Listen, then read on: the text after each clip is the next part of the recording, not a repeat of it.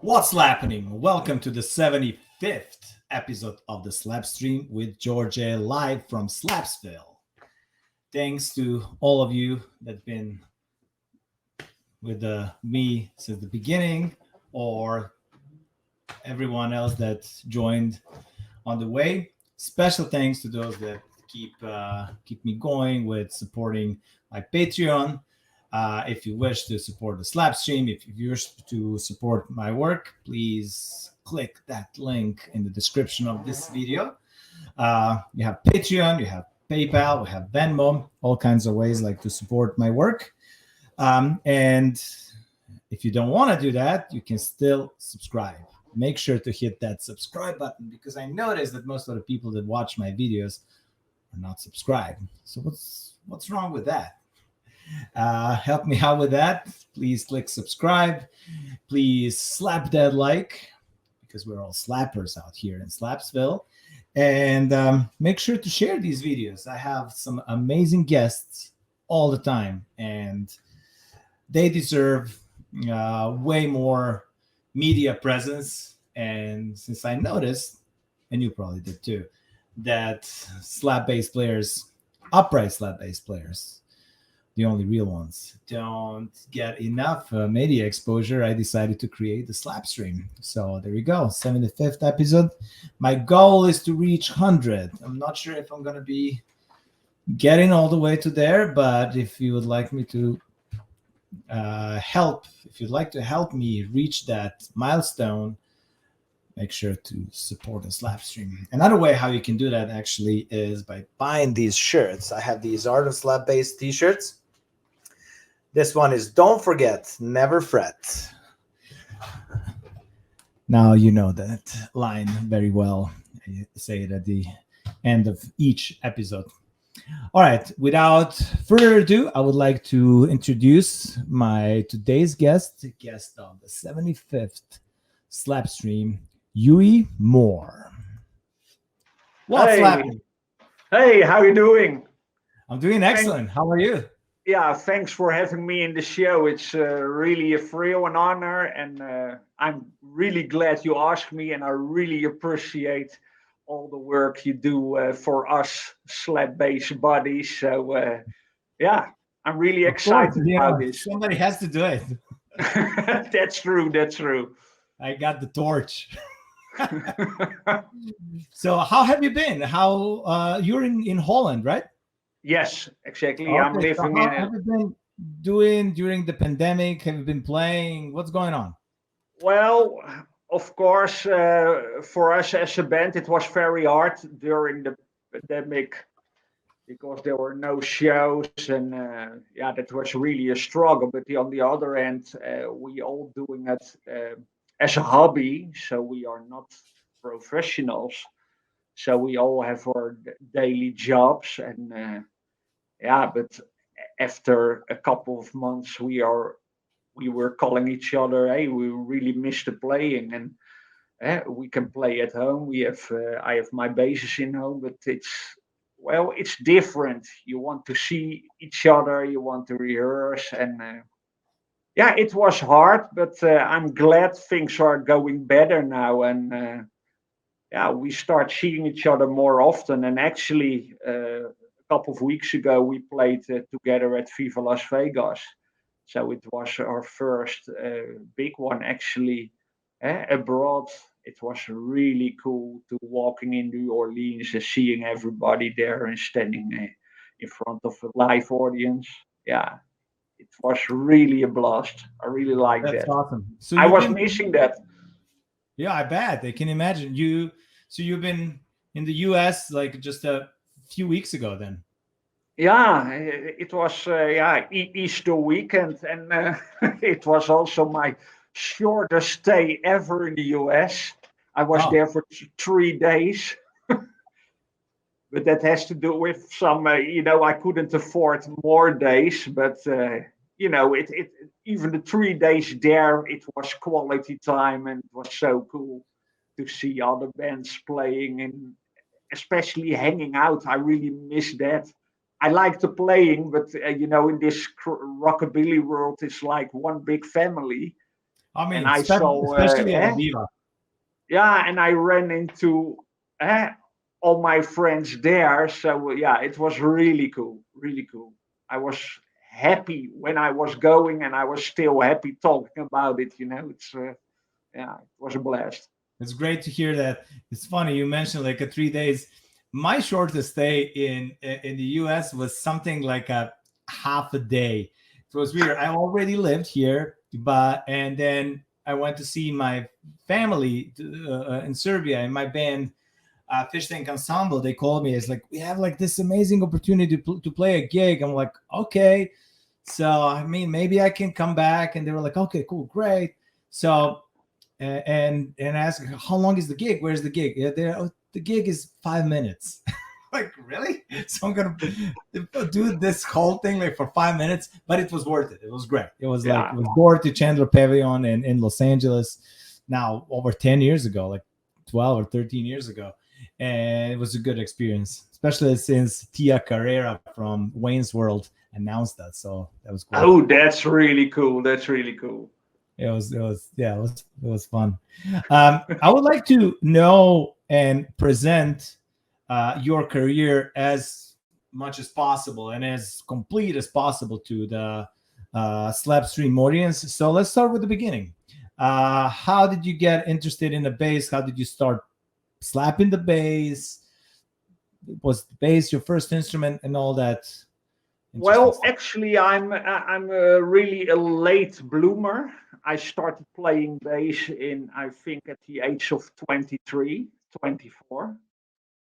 So kind of late, but before that, in my younger years, I was of course interested in music, but trying a bit of drums, trying to bit a guitar, but never really focused on doing one thing right. It was more, oh, I like drums, so let's play some drums. And my parents actually got a little bit crazy by the time. But I was so focused, interested in rockabilly music. And I started a little bit as a roadie. I remember we had a good band in Holland. We have a town called a city actually, The Hague. And there was a rockabilly band, the HeadCat. They were already there since the 80s. And I became friends with the bass player. And I really like to go to gigs of them. And yeah, especially seeing someone play slapping the bass, that really got me. I mean, that was like, wow, I really wanted to do that. So I was driving them to gigs and carrying their gear. And I really started with singing, actually, singing songs with bands. That was more my thing. And yeah, the bass came a little later. And Hans, the bass player of the HeadCats, lent me his bass, and I try it. You have to do this, you have to do this. And I was really, how do you say it, get hooked on it. And yeah, my parents had the experience, drums, guitar, this, that. So they were not really enthusiastic in the beginning. So actually, I asked Hans. Well, he phoned me. He said, "Well, a good friend of mine has a bass for sale, and I think it's something for you, and I can help you out learning the chords and things like that." So he actually he first ring my parents, and I said, "Hey, I think he can buy a bass, and I wanted to help him, and I think this is really his thing." So he was convincing my parents, and that was, yeah, really cool, of course. And yeah, that's why I had my first bass, I think, in the beginning of the 90s. Yeah, and then Also, I you was started during that time. So that was already when kind of like rockabilly became like, moved from that neo and psychobilly, moved to more traditional Big Sandy, Dick Dickerson type Dave, I guess Dave and Deke yeah. vibe. So did you get into rockabilly and bass because of that more like traditional approach, or more before, when it was more neo and wild? Now it started, of course. Now I say of course, but for me it's logical. It started for me with the Stray Cats. But when I saw the Stray Cats on the Dutch television, when they hit records, I was too young. And I'm from '72, so it was in the early '80s. So I was too young, but I was watching Top Up with my parents.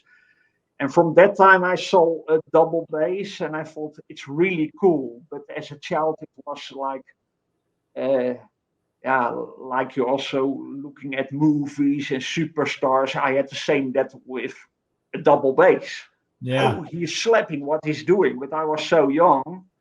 So it was still in my head. That's the thing. I was a late bloomer, I guess. It came up maybe 10 years later. And then, oh, yeah, the bass. Let's try it. That's All how it right. started. Well, Yeah. I'm glad you did. I'm glad you did. Do Yeah. you still have that first bass? Yeah. I have still my first one. It's a Musima. I think it's a Musima from Germany. But what I did, I wanted to have a cool look. So I, I brought it to a paint shop for cars. And it's really silver with green, and I never thought about maybe it can ruin a little bit of the sound. I was more busy. I want to slap the bass and it have to look cool, and I was totally not into which strings do I need, what sound. That came a little later. Yeah. But as soon the paint was on it, it was totally no acoustic sound anymore. Oh wow. Yeah, a little bit, but it looks cool, with an amplifier and yeah. But that was my first bass, and I still have it. There was a Is it time still that silver and green? yeah, and it's also with a pin-up on it, like All a right. Vargas pin-up.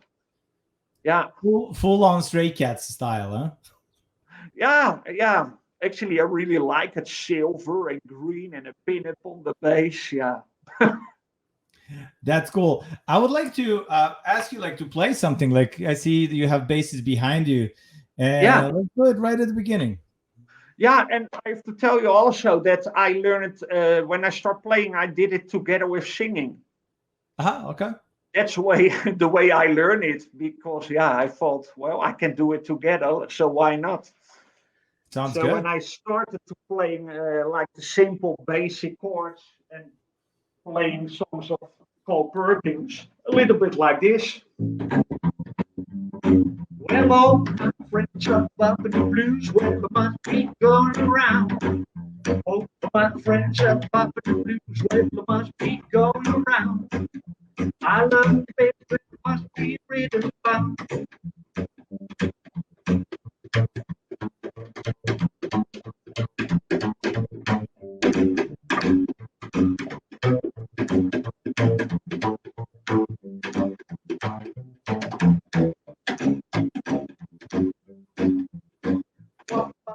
Rhythm blues, rhythm blues, rhythm blues, rhythm blues, rhythm blues, must be going around.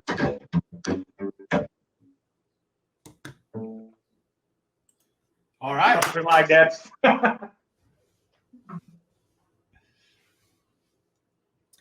So That and was you really a mentioned- part of how I started.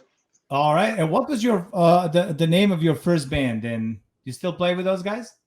No, I started. My first band was the Hillbilly String Pickers, Okay. and we were playing like hillbilly stuff and country stuff, but the old style, and then with a rockabilly feel into it. So we did songs like California Blues from. I wanted to say Wayne Hancock, but of course it's original song from Blue Yodel #4, Jimmy. I can't remember his name now, but an old country singer. When I say the name, you said, of course, but and Webb Pierce and Hank Williams, that kind of stuff. And it was basic. It was only bass, guitar, and fiddle. So no drums. Nice. yeah, that was really cool. We did a lot of shows, a lot of gigs, also not only in the rockabilly scene, but also in the country scene. And yeah, it was really cool. And we even went 2 times to Norway. And by the time I think we were the first Dutch band who were having a DVD, because at that time the DVD was just coming up, and there was a record company interested in putting us out together with the Firebirds from England and a Belgian piano player. And then, yeah, it was really cool. I'm really proud uh, of all that, how do you say that? These are great memories. It really makes me proud because it really helps me to make me like who I am now. So, yeah, it was Well, I'm cool. glad to hear that. Music can do that to you, and slap bass Yeah, can do that even better. yeah, true. And you know drums, so I was forced to play loud. And that's early 90s, right? Yeah, no, early 90s was more the thing that that friend of mine learned me from that band I was calling the Alley Cats. Hmm. And in a little bit in the second half of the 90s, Okay. he helped me out with musicians in his area and changing phone numbers. So I think actually 96, a Hmm. little bit, that was starting the Hillbilly String Pickers, yes. And it started really with rehearsing, trying to get gigs in, and then starting to local bars, pubs. Nice. Yeah, That's great. really cool. And um, did you have any? How did you learn to play bass? Did you have any formal education? I learned a lot from the videos. I had that videotape of Lee Rocker from the Stray Cats.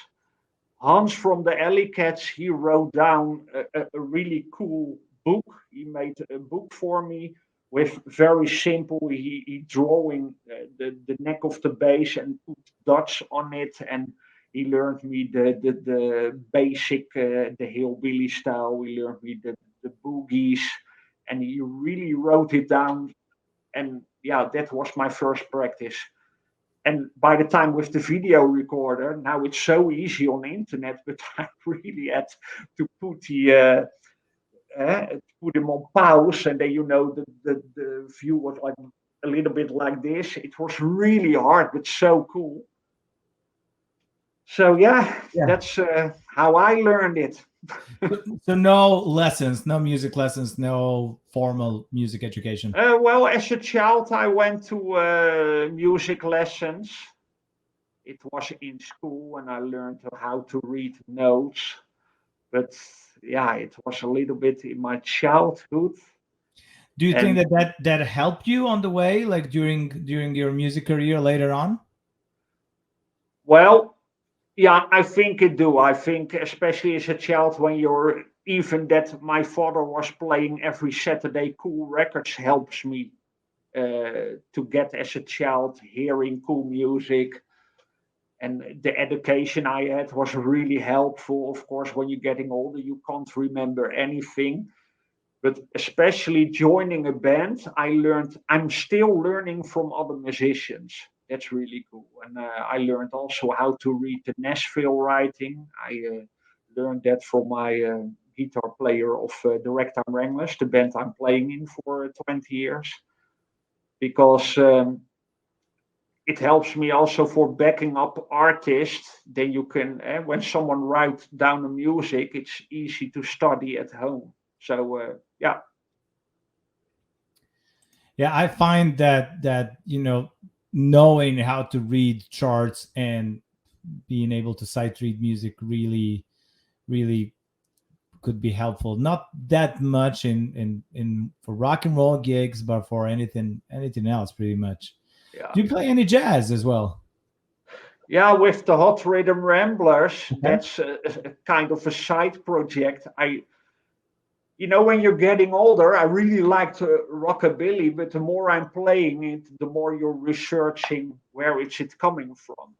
And I was mentioned that hillbilly band I'm playing in, and then I heard about the Bob Wilson, Texas Playboys, and I hear the big band music, and it was so booming, and even also with bass, the bass was so booming. And then I found out that these are not the three basic rock and roll chords, but these are really jazz chords. So yeah, I'm really interested, and I really like to play that kind of chord changes. I really like it.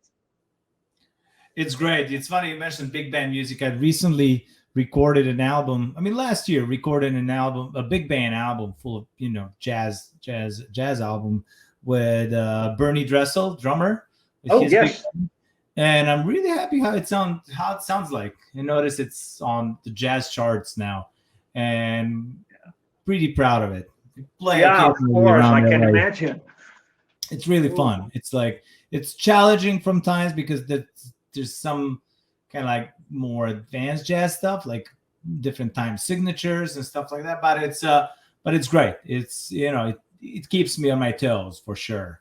We play around town like Baked Potato or Vibrato, places like that. So, but it's fun. Yeah, Um, that's cool. so what is the main band that you play with these days? I'm playing with the main band is actually Miss Marianne and the Ragtime Wranglers. Lots of people know them, I think, also from the Ranch Girls and the Ragtime Wranglers. Mm-hmm. But with Miss Marianne and the Ragtime Wranglers, we are the backing band, but we also doing instrumental stuff just as Ragtime Wranglers, and yeah, that's a really great combination. I mean, I really like to back Marianne up or other singers because you really can focus on your playing and you have to listen. And when we playing as a trio instrumental stuff, it's like more like the wild side, and you can a little bit. I'm not throwing with your bass, but really laying it down on stage and slapping, and yeah, that's really cool. Actually, in Viva Las Vegas a month ago, we played a show as Ragtime Wranglers and Miss Marianne and the Ragtime Wranglers. I really like the combination. That's Yeah, cool. That's great. yeah, I know that you played with many other artists. Can you tell me like which ones? yeah. Well, I'm very blessed that first because I was really blessed to work with 50 artists. I played with the Collins kids, Larry and Laurie Collins, a lot of times, even did a tour in Europe, and that was so cool. And I worked with Jack Earls, with Barbara Pittman, with Janice Martin, Sid and Billy King, Glenn Barber, Marvin Rainwater, Hartro Gunther, Charlie Louvin. Yeah, actually a long list. But also artists like Wayne the Train Hancock. I'm a huge fan of him, and he was playing at the Rockabilly Rave, and I was able to back him up. That was really also cool. Yeah. So yeah, as I told you, I'm a very lucky person that I met such great musicians. A lot of 50 artists I named. Some passed away, but yeah, I'm really fortunate about that because they are my heroes. I'm listening to their records and then I'm joining them on stage. And I did a tour with Slim Jim. That was also one of my highlights because I'm a huge Stray Cats fan. Even I was mentioned it earlier, the early 80s, I was watching television and I saw the Stray Cats. And later on, I had the pictures in my room. And yeah, then a few years later, or a couple of years later, I was able to do a tour with Slim Jim. That was really, it was a blast. I remember That's the actually first. how we met. Like we met. I remember that I was walking with Slim Jim, or you were walking with Slim Jim, and then Now, it was yeah, something like that, right? At the Green Bay. yeah. Well, we were discussing that earlier, but we had the Green Bay Festival in the Oneida and in America, and it was so cool. It was so big. And I think there were 3 Green Bays in total. And I went to all 3. But at the second Green Bay, I can't remember exactly, I think 2005. Slim Jim of the Stray Cats was doing kind of a jam session. And Mark Mensher, one of the promoters there, he said, hey, what are you going to do? And I said, well, Slim Jim is playing and I really wanted to go. And he told me, well, I'm introduce you to Jim. And yeah, that happened. And Jim said, hey, do you want to play some music? I said, really? Okay, now. And it was with Daryl Hyam on guitar. And it was so, it was Slim Jim. For me, it was like, wow, he's from the Stray Cats. And all of a sudden, I was playing bass on that stage, and I was looking, is this real? But it was really cool. And he really liked it. And he told me that, well, we stay in touch. And actually, I was thinking, yeah, okay. But never expected that I got a phone call or a message. Hey, do you want to do a tour with me? It was really surreal, but it was so cool. So that's how it happened. And the third Green Bay, 2007, he was there, and that's why I was meeting you. I remember you were playing there with him and with the HeadCat. And I that think was a fun year. Yeah, we headlined the festival with Lemmy, so it was a really cool experience. Yeah. That whole festival is pretty much like my favorite rockabilly weekend or week, whatever, because it was longer than just a weekend. Than I never ever experienced. It was really fun. It was great. Yeah, I was really happy even to talk about it because all the memories came up. But it was overwhelming. It was so cool. But that's how I ran into Slim Jim Phantom, and we got. How was that tour? How was it playing with Slim Jim and Daryl Hyam? Since you did like a month-long tour or so? 6 weeks tour. It was 34 shows all over Europe. And I remember, it was, it was 2006. And we played in Spain, Italy. We went to Finland, Norwegian. We played in England, Germany, Czechia. It was really like wow. And that first night in Spain, I really liked the Spanish public and also the Italian. They are like wow. It was. I remember I was standing playing bass, and when you do the Stray Cat strut, I was looking at the right side and I saw Slim Jim there standing drums, and I thought to myself, "Is this really?" It was really cool. And of course, a lot of traveling, but we are a great crew, and also Daryl Hyam, he's also such a great guitar player. Yeah, it was 6 weeks of one big excitement. Yeah, it was cool, really cool. How did you guys all travel in the same van or something? How was that? Yeah, it was with a real big van. You can even sleep on it. I never did, but we traveling all together. Yeah. That's such a great experience, traveling and playing with some of your, childhood heroes. It's awesome. Yeah. And you mentioned quite a few other people that you played with. Is there any memories that you would like to share? I was mentioned the Collins kids, and we did a tour with the Collins kids. That was fantastic because I remember we started in Spain. It was not. It was maybe more than a week, 7 days tour, but we went. No, it was. We started in Spain, but we came also in France. And at that festival, I think it was the Good Rocking Tonight, we played there. There was also Marvin Rainwater playing. And after the shows we did, we were all having dinner.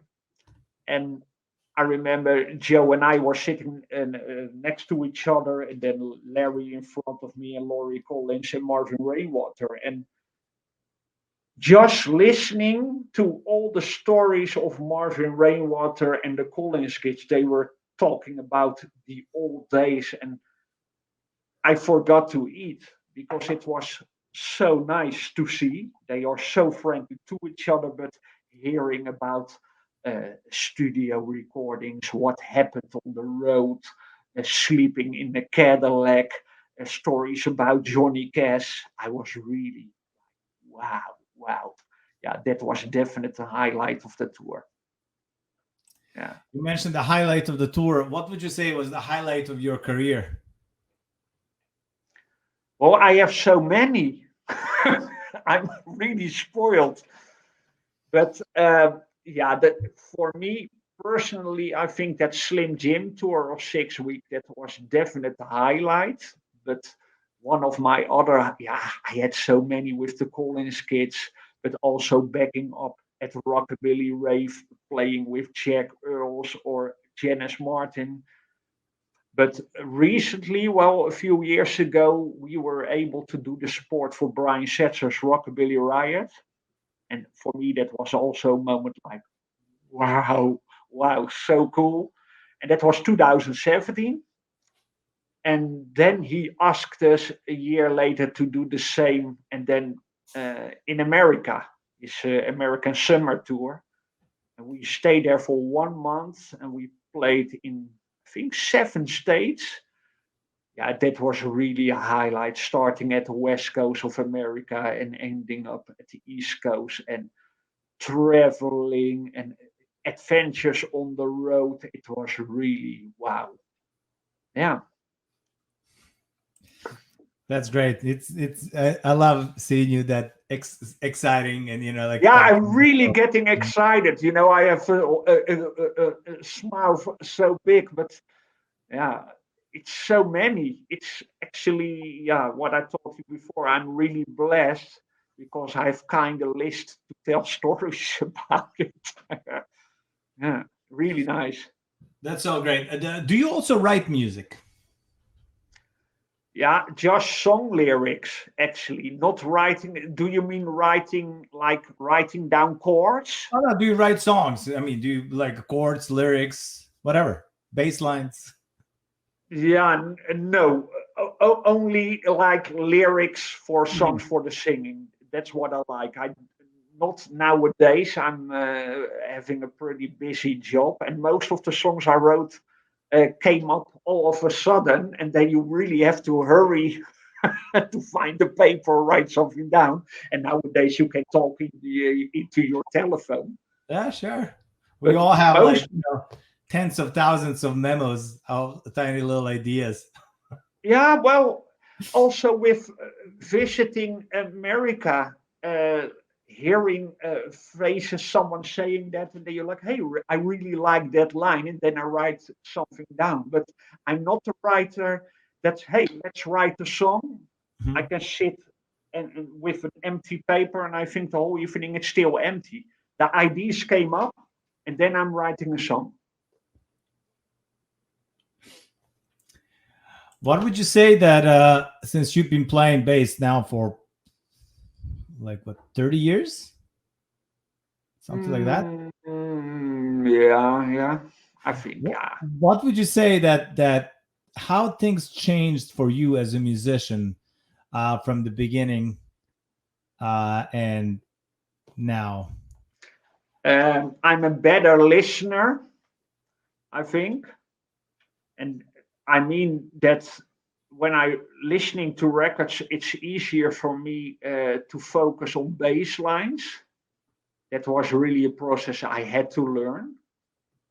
And also, I remember the first days I experienced which kind of pickup and which kind of strings. It was quite a struggle, but yeah, now I'm at the point that I think I have on all my bases the same setup because it works for me. I have the same pickup, it works for me. Um, yeah, and I think, in my opinion, I'm a better player, but I'm still learning, and that's for me the most important thing, that I really want to get inspired by other people. Now I was at Viva Las Vegas, and then I see a couple of young kids playing bass, and then I'm really looking like, oh wow.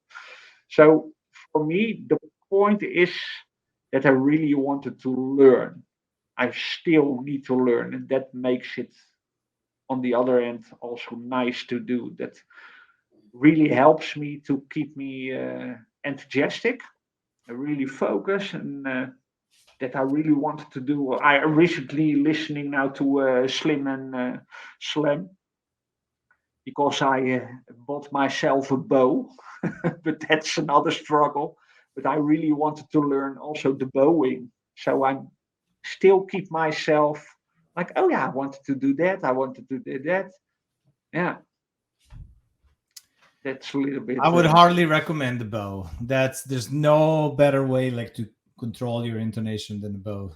Yeah, I love playing with the bow, and it's beautiful. You can play. It opens up lots of different galaxies for bass. Yeah, but I'm trying to learn me the German way. That's what I play. Yeah, it's. I think it's not easy. It's what I really miss, and you can watch as many of YouTube videos or instruction videos, but I think at this point I need someone next to me, and that I really want to learn it like that. So I really wanted to find someone. Well, that's the best for sure. Yeah. That's the best for sure. I think it's time for you to play something. Yeah, shall I do a little bit one of the jazz songs I played with the Hot Rhythm Ramblers? This show is about my guests, so this one is about you. So yeah, I think it's a good idea.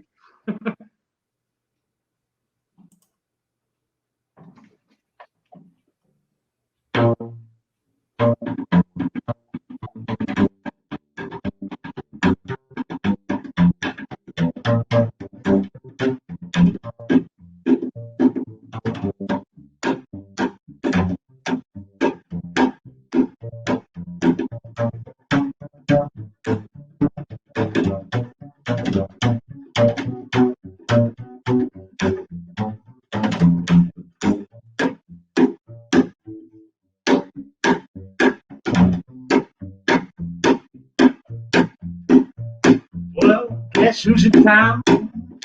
I'm happy when nobody but the gal of mine.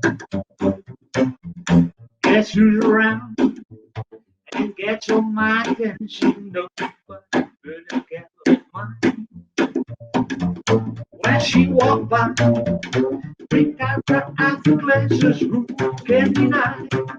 They don't know her molasses, so me or mine. Shows world classes. Nobody but a girl. Nobody but a girl. Nobody but a girl of mine. Something like All that. right, that's great. Yeah, there were two. Which song is that? Yeah, it's an old. I think it's Guess Who's in Town. Mm-hmm. I think it's from Bill Boyd, the country. Okay. I have to look it up. I hear that song and I thought, yeah, it's a cool song. I feel I've heard it before, but I can place it. Let's talk about you. You can leave your bass if you want. Like you can make yourself comfortable. I would like to talk about your bass influences. Who would you say were your biggest bass influences? Well, definitely Rocker of the Stray Cats. And when I look back at the older records, it was Bill Black of course, of Elvis. When I heard that song, My Baby Left Me, it started with the drums and then that bass, that sound is really so good. And Kevin Smith of High Noon is a big influence. Wally Hermsen of Big Sandy, the Fly-Rye Boys, Fly-Rye Trio. Jimmy Sutton. You.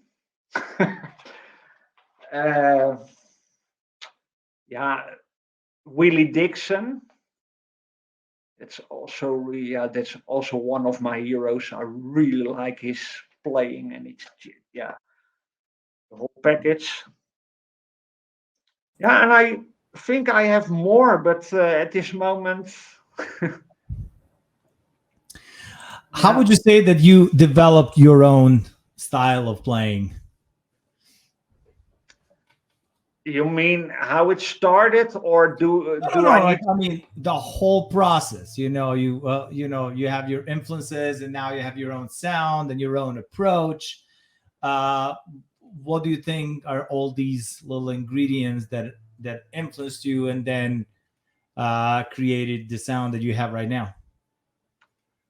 Well, that was first of all going visiting bands and festivals, and I was mentioned, for example, High Noon. Uh, when I heard these records, and I think in the Green Bay I saw them for the first time live, I was so impressed. And Kevin Smith, he's such a great bass player. And when I saw his playing and listened to his playing, and I was really wondering what kind of strings does he use. And it was the same with Wally of Big Sandy. And I remember at the show in the Netherlands, I walked up to him and said, "Hey, great show. And can I ask you what kind of strings?" And then he told me his setup and his kind of strings. And from that moment, I thought, gut strings. That's interesting. So, Were you yeah, playing steel strings before that? I started with the Tomastique on that Okay. silver painted bass, but I think the Tomastique with the purple at the end, even the G string was so sharp and so thin, so I had to tape my fingers. And later on, after that, I found out the roto sounds. It's more like a nylon string, but I was still not satisfied about the sound. I was really listening to records, listening to also to Dick Dickerson, to High Noon, to Big Sandy, Wayne Hancock. Why? My main question was, why do the bass sound so good? How is it possible? And that's why I was asking. I was really writing Jimmy Sutton a letter.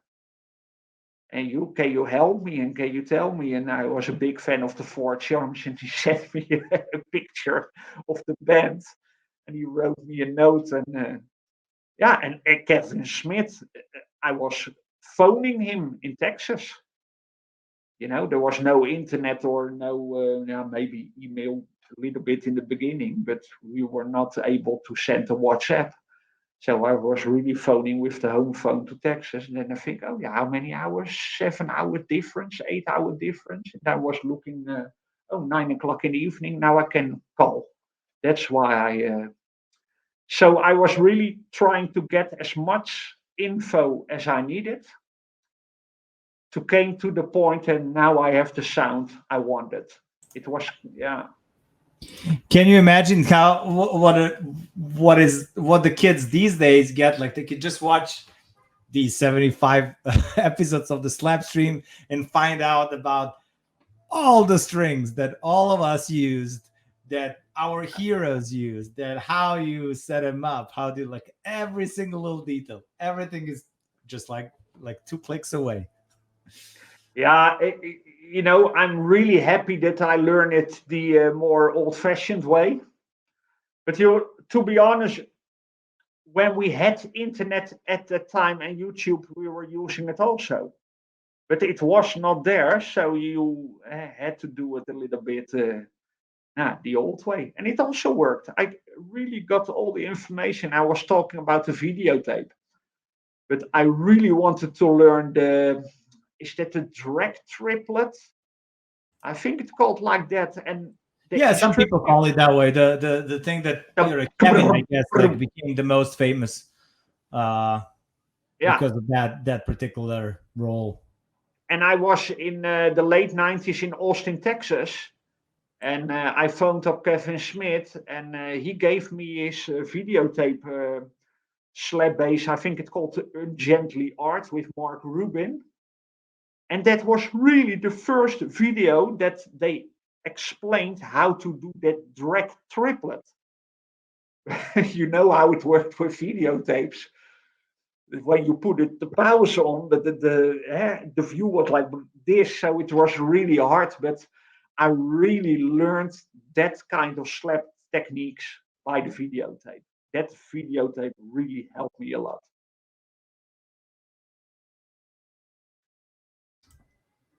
It's a great one. I remember ordering that one as soon as I had a chance.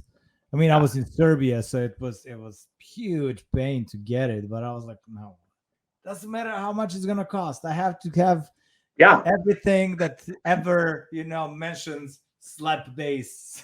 Every single article, every single video. I was so hungry. I still am.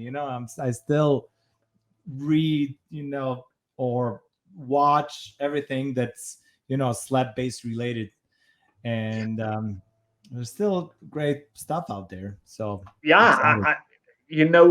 how is that guy called? Joe Zinkman from the country. I was really blown away. Joe Zinken.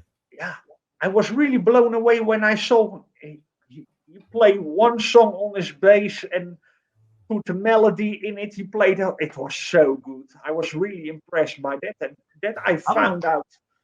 He was great. I was always blown away how nobody kind of heard about him until these videos that Kent posted on them. And he was such a great player, such an amazing session player who recorded on so many records. And I'm like wow, everybody needs to know about this dude. And then Kent posted those videos on YouTube, and now I think that everybody knows about him. It's funny because about a couple of months ago, I went to Nashville and I was kind of on a quest to find Joe Zinken's bass, and I met with Kent. I went to Joe Zinken's gravesite, and I played his bass. I was stoked. Wow, it's great. I love Joe Zinken. I'm glad you mentioned him. What kind of bass did he have? Was it American or European? It was American. I'm pretty sure it was American. Yeah. Have to ask Kent. I forgot. Of course, yeah. Well, Kent talks about it. Kent talks about it during his Slapstream episode. He talks about it, and he gives all the little details about that bass. Because Kent owns it now. Yeah, but I was mentioned it was the European bass, but European has a lot of good basses, but coming up to my research in how to get a proper sound, I was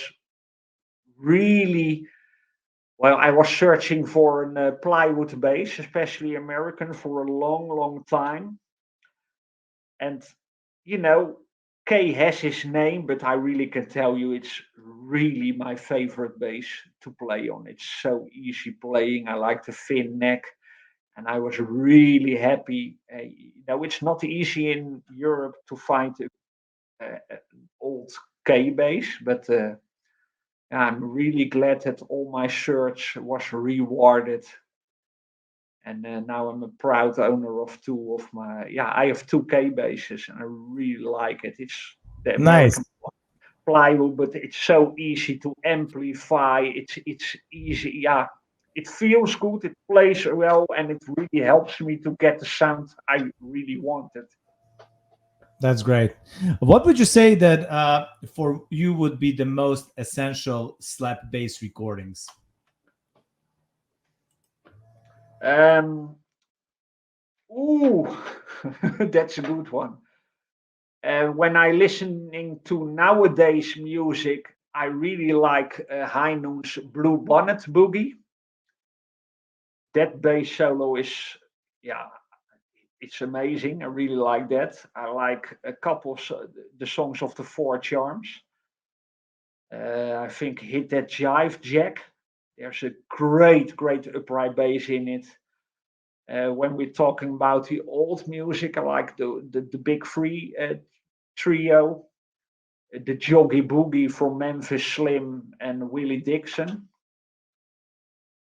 I love the Sun Rockabilly of course, Scotty and Bill. I like the old records of Charlie Feathers. Yeah, I have really a lot of favorites. Yeah, too many actually. There are so many good bands and so many good music. It's so hard to make a choice. Or, Big Sandy one of the songs from the Fly Eye Trio. There, such a great bass in it, but also some from Dick Dickerson. Yeah, too many to mention now, actually. Yeah, Big Sandy and Deke really, I think, explored.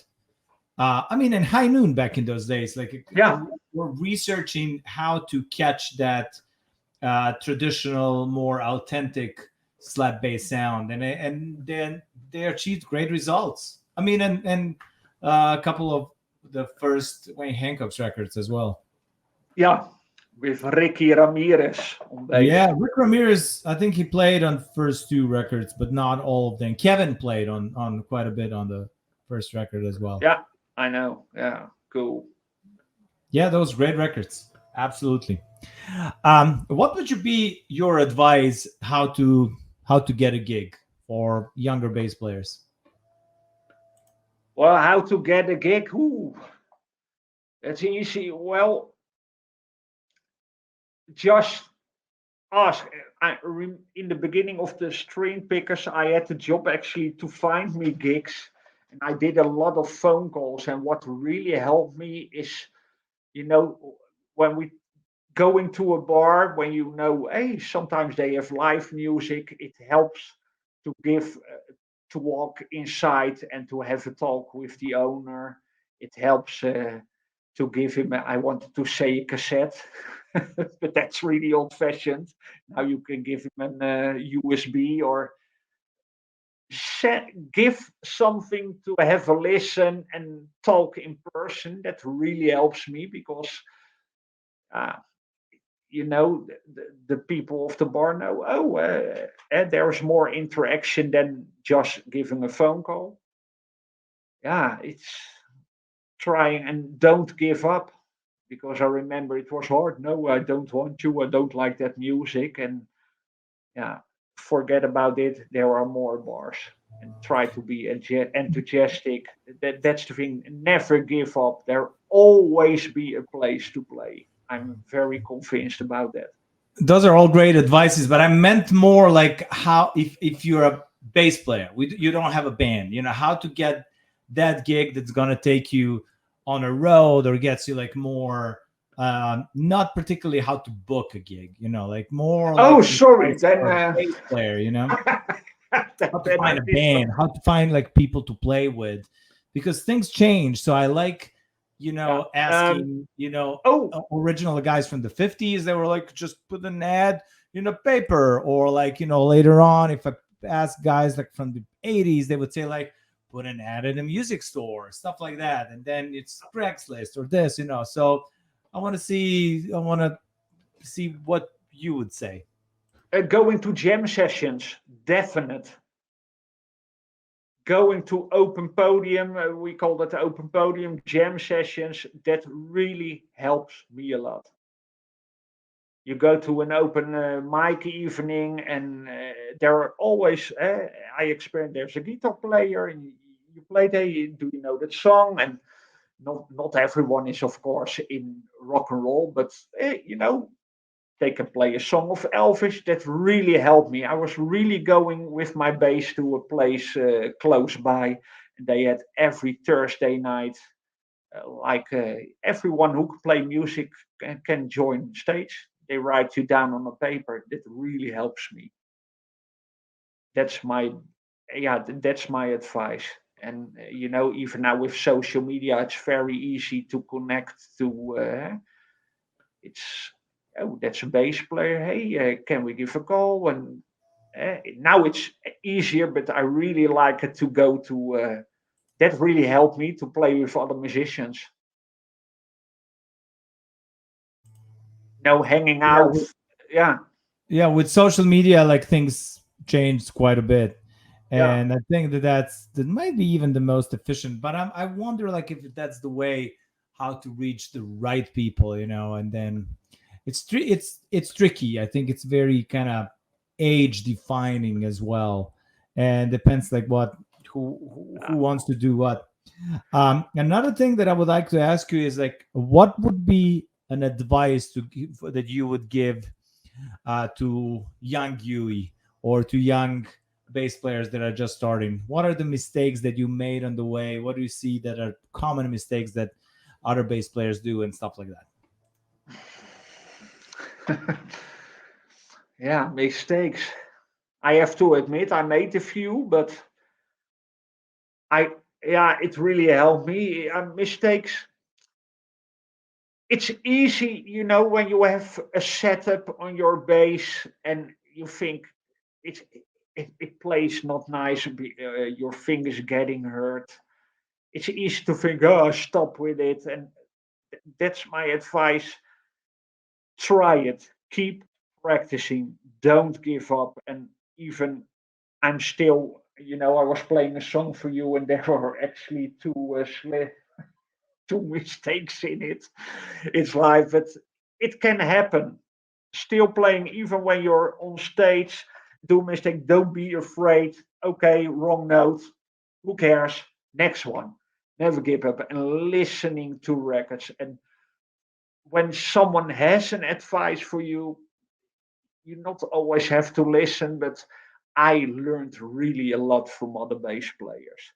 And watching bass players, that's also what I wanted to say. When you're going to a band, when you go to a rockabilly band, you see bass player, watch what he's doing. I'm not saying, hey, you have to, it's not copying, but it's interesting. Also, Kevin Smith learned me a little bit how to hold a bass, because when you're not having the good height or standing a little bit with your shoulders like this, it can have you can have injuries. So be aware that you feel comfortable. Make sure that it feels easy. That's really important. And yeah, about sound, I spent huge money on amps. And yeah, of course, but I had to try it and keep trying it. And I can guarantee you will find really the right strings, the right sound, because it's a personal taste, of course. I'm really happy with the stuff I have. But ask around and even drop me a line. I really wanted to help. That's what I like also with the Art of Slap Bass. All these episodes, you listen to it. Oh, he's doing that. Oh, that it really helps. So be open for it. That's my advice. And keep playing, keep slapping that bass. That's the best advice. Do you have anything that you would recommend for other bass players to practice on a daily basis? Yeah, what I recommend is just doing the simple, basic stuff, like the hillbilly stuff, if you don't mind. Of course, go ahead. Yeah, I really started with easy playing, like.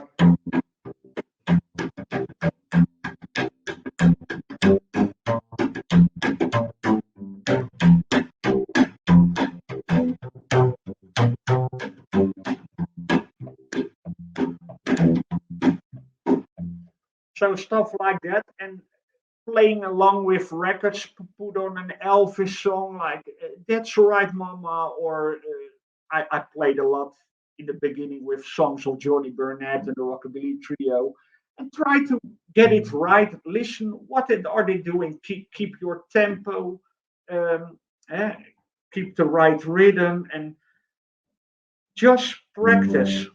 How do you want it to slap? Do you want to pull it, or try to do whatever feels good for you? And even I'm not saying you have to practice for hours, but I'm really playing every day. But also after work, 5 minutes, 10 minutes really help. But make sure that your fingers, yeah. So yeah, that's really my advice. Keep playing, keep practicing, listening to records, even watching videos. That's really, yeah, is my advice for your viewers and slap Since you have a bass with you, I would like you to demonstrate different slap bass patterns that you use in your playing, and also to tell me the terminology that you're using. Are you using that single slap, double slap, triple slap type of thing, or you have your own thing? Let's go through those. I can show you some of the techniques, but I'm not sure if I have all the names for it correct. So there's no incorrect or correct. I yeah, want to know what is the HUEY terminology. You know, I have my own, and I have an idea like to make sense of everything. So that's one of the questions that I always ask everyone. How do you do this? How do you do that? And then like just like to create a method that we can all use for easier communication. Yeah, okay.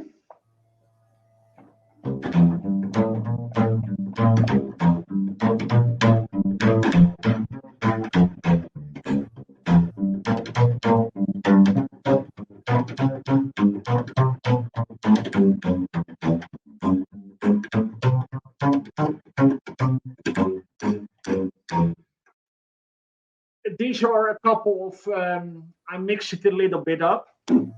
So I did just a single slap. But even in that, I did a little bit of the triple it.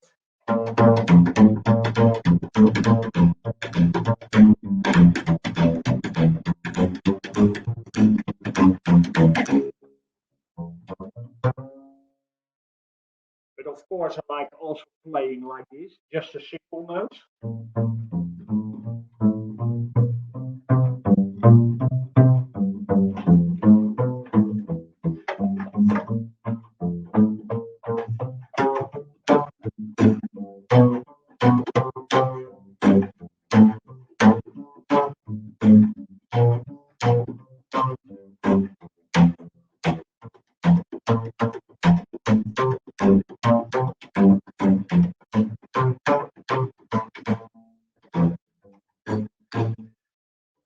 That's really all the. Yeah, this is what I do often. These kind of slap patterns and. So what would be? Are you using that terminology, single slap, double slap, or no? Yeah, I'm actually when I'm playing songs, of course, it has to fit by a song. But what I was showing now, these are all the things I really like to play. Okay. I play it a lot, and I can tell you actually when do I use it. It's also a feeling. If you have a song, yeah. We I would like to talk a little bit about your gear. How many basses do you have, and what are they? okay. I just put it away. I have 5 basses in total. My first bass, the German bass, which is painted silver, and that's the first bass I really was learning how to play bass. I still have it. Then I bought myself a Struno. It's from Czechia. It's one plywood, and the top is carved, and I had it for many, many years. And I think almost all the recordings I did with that bass, because the good thing about the bass is that the sound is perfect in the low notes. In the high notes, the balance is just great. It worked well, and every recording I recorded it on tape and just with microphones in front of it. But even the studio engineer said that bass has such a good sound for recording. So I still have the bass, and it's my travel bass. It's very solid, very strong, and it was also on the road with a lot of bass players from abroad. I was mentioned Jimmy Sutton used it for first couple of tours in Europe for with JD McPherson. Wally used it at the Rockabilly rave, so I really like it that my heroes, my favorite bass players, also play that bass. And then I have 2 American basses, a K, the one you see behind me with my name on it. It's a 69 Swing Master.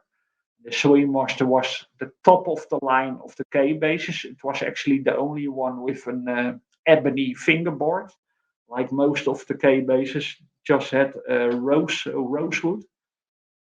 I have an 60s C1 K. I really like that bass also. I will grab it here for you. It got a Brazilian rosewood fingerboard. And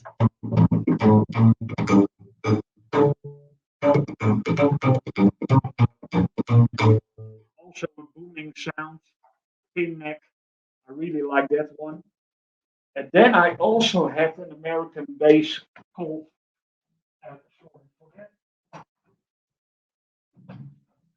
the Cleveland. It's made in America and it's based on the American standard. It's like a real big band bass. I'm not sure if you're having a good view at it, but it got a very, the top is that wide as the underpart. It's a really boomy bass.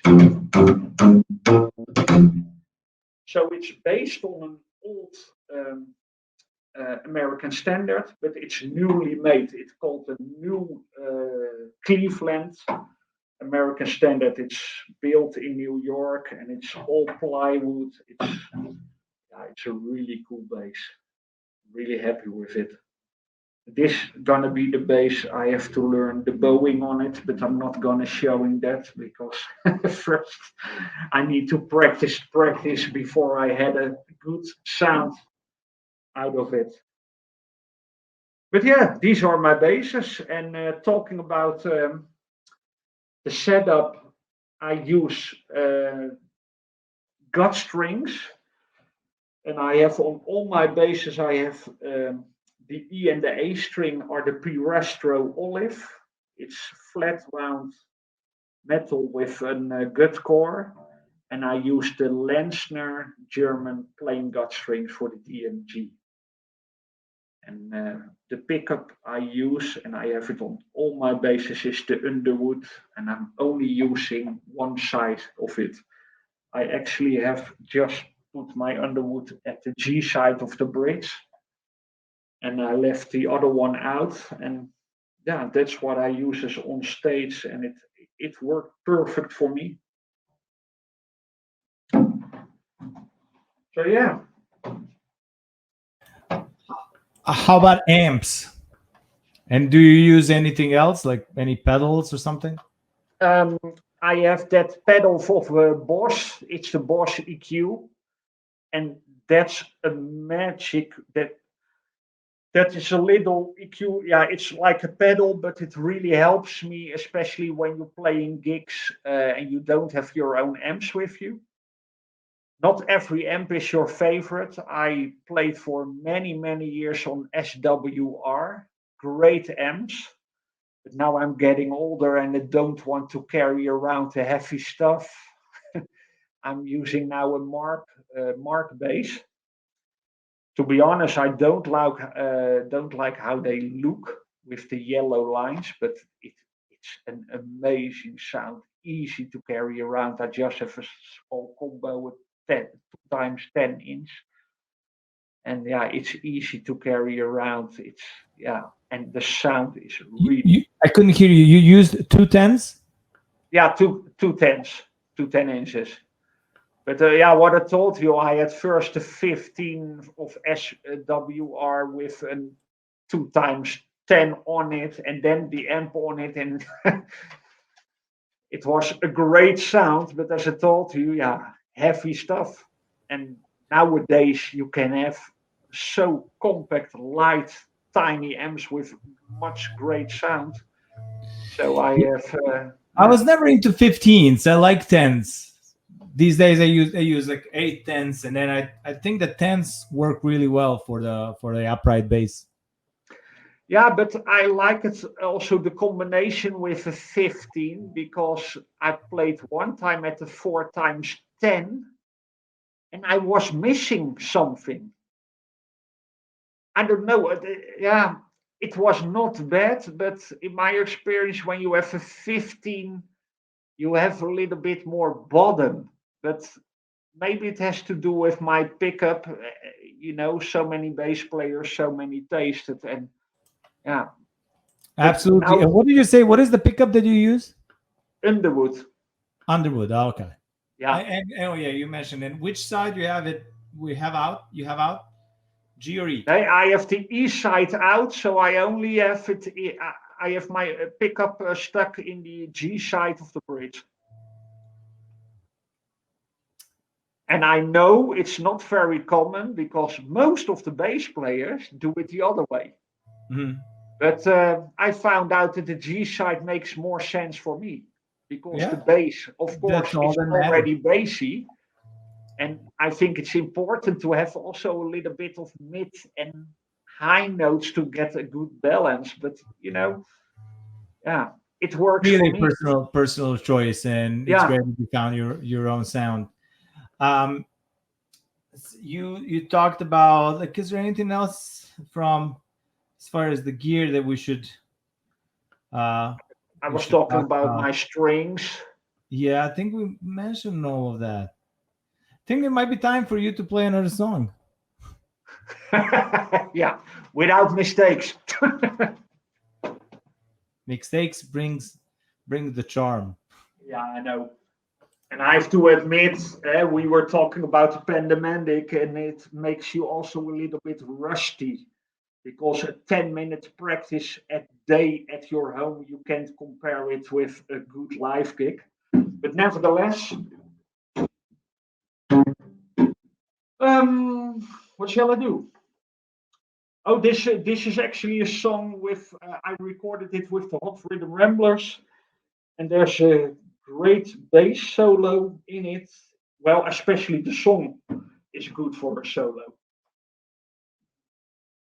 Head back in, feeling good, having fun in your own way. If you go down, get a slow down swing. Take that rhythm, is it hot? It rocks something for a lot. Then you go down, get a slow down swing. They got rhythm in the feet, they got left turn in the eye. Rock rhythm in the air, the close of glimpse of paradise where the dancers on the floor move and shout and cry for. Then you go down, get a slow down swing.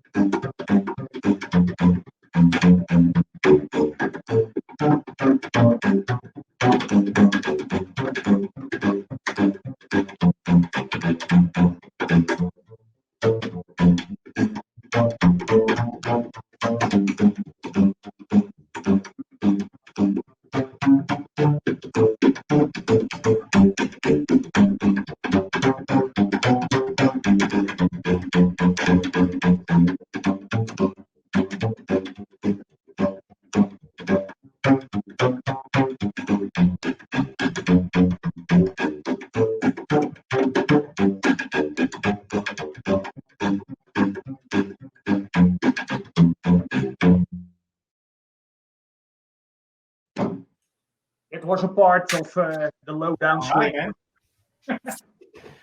man. I remember now what I wanted to ask you. Like, how do you like to record your bass? Well, I bought myself a few years ago a vintage microphone. It's the Alltech, the Western Electric, the ones Bill Black uses when he recorded with Elvis. Many 50s artists. It's a ribbon mic, and I put that in front of the bridge a little bit by the F holes, and I also have myself an RCA 77 ribbon mic. You can see it there, maybe in the back. Oh, my big head is in front I of can it. see it. Yeah, okay, good. And yeah, both ribbon mics works perfectly for recording my bass. So I And do really you like that. place one like near I the? don't. Oh, Are sorry. you using the slap bass mic or? Well, especially the Western Electric, it's the big bird cage in front of the bass on the bridge height, actually. That mic is picking up the bass sound, and the 77 is a little bit higher. That picks up then my slap sound. That really worked well for me. But recently I did some recordings with another artist, and then we found out that just that Western Electric mic was enough. So I think it depends also a little bit on the room where you recorded it, because many studios different sounds, but I really like to record. All my bass recordings are done by ribbon mics. That's more my point. No microphones in the bridge. Leave your bass as acoustic, so acoustic as possible. Because my experience is when you try with foam and a mic in your bridge, it's a little bit, yeah, changing the sound. I mean, the bass is an acoustic instrument, and the more your front part or your top is needs to vibrate a little. Is that a good word for it? Sure. And when you have mics hanging in your bridge, you make it a little bit less acoustic. But that's my thing, and I think it depends also on what style of music you are recording. Oh, absolutely. Yeah. I can imagine when you're playing rock music, you have a different approach than you were playing more like the stuff I do. Yeah, I have like my own little ways, like how I do one or the other, but it also depends on the band that I play with. You know, they also sometimes have their own approach or experience that they, and I always love to experiment, you know, like producers have their own ideas. So Yes. that's usually with Tiger Army I use also a line from the amp, and I record an amp, and I have the mics with the bass. I just did a session with Slim Jim a couple of weeks ago and Drake Bell, and we did not have an amp. You know, it was just the acoustic sound, and it sounds great. Wow. I think that my favorite is probably definitely to use more acoustic sound. Amp or a direct line can add something, but not always necessarily. Yeah. I think that I asked you everything that I wanted to ask you. So I have like one more question. So before I ask you that question, like, is there anything else that you would like to mention? Is there something that I missed? Now, one point about sound, we did not talk about it, but you asked me to give an advice, and especially when you're on stage, my experience is that some sound guy want to do changes, you sometimes not feel very comfortable with it. So my advice is please keep to yourself. Of course, they are there to help you, but what I experienced one time is that they wanted to sound my upright bass as a bass guitar, and they were, in my opinion, a little bit ruining the sound. And you're the one who's playing for an audience, and you know what you want. So don't be afraid of that. They are helping you, and they are doing really good work. But please keep it to yourself. That's what I want to say. Especially with the slap, some people thought, "Hey, why are you not using a slap pickup?" And a lot of players have a little mic behind the fingerboard. For me, it's not necessary, but it can be a big help. Eh? So I'm just saying that do what you feel good about it and choose what you want, and please make sure you always have your sound right on stage. That's what I wanted to add. Absolutely. And my final question is, what inspired you to do still what you do after all these years? You mentioned 30 years of playing bass. It still inspired me. Well, this is an inspiration that you asked me for this show. Watching YouTube and there are so many great musicians. And I was mentioned Viva Las Vegas in the beginning, and there are a couple of younger kids who playing that music with so many energy, and there is so much talent, and that really makes me happy because yeah, that inspired me. That's for me is that important to watch other people to be still blown away about new recordings, and yeah, that keeps me going. That makes me smile, and doing what I like to do. Yeah, that really helps. That's the best. And thanks a lot for the kind words. Thanks a lot for being a part of the 75th episode of the Slapstream. Uh, and I'm looking forward to see you play live sometime soon. Hopefully, Yeah, who knows? And well, thank you very much for having me in this show. As I told you, it's an honor. It's really nice to tell about stories on the road, and you ask so many good questions that I think, oh yeah, of course I did that and did that. It's really cool. You're really doing a good job for all those bass players, and I'm very proud to be a part of it. So thanks again. thank you and good luck with everything. Yeah, thank you. All right, folks. All right, slappers. This was 75th episode of the Slapstream with Djordje live from Slapsville. And that was HUEY MOOR, my 75th guest. I kind of can't imagine I've been doing this for this long. And I'm proud of myself in a way. I gotta say that. I hope to get into 100. I told you that. If you want to help me reach that, make sure to hit that Patreon link in the description of this video. That helps tremendously. And Venmo and PayPal are also great ways to support the Slapstream.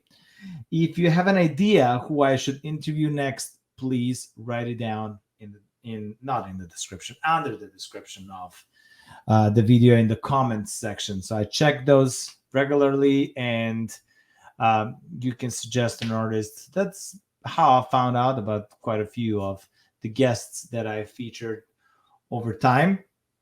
And also a great way to support the Slapstream is by buying this t-shirt or Auto Slap Bass logo t-shirt.